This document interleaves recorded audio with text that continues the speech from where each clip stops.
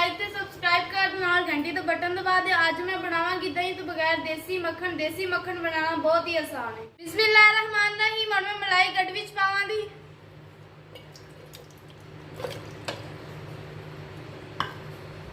ਬਿਸਮਿल्लाहिर्रहमानिर्रहीम। ਹੁਣ ਮੈਂ ਖਿੜਕਣੇ ਨਾਲ ਮਲਾਈ ਰਿੜਕਾਂਦੀ।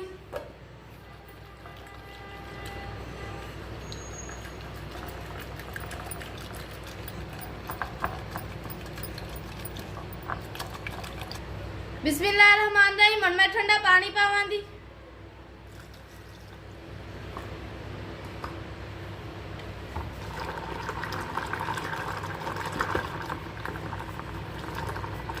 अल्हम्दुलिल्लाह देसी मक्खन मैं रिड़क लिया।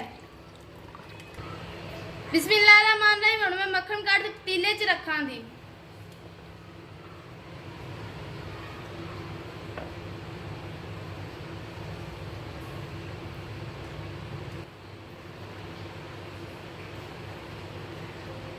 ਸਾਡੇ channel Manu mini kitchen please like ਤੇ ਸਬਸਕ੍ਰਾਈਬ ਕਰ ਦਿਓ ਨਾਲ ਘੰਟੀ ਦਾ ਬਟਨ ਦਬਾ ਦਿਓ।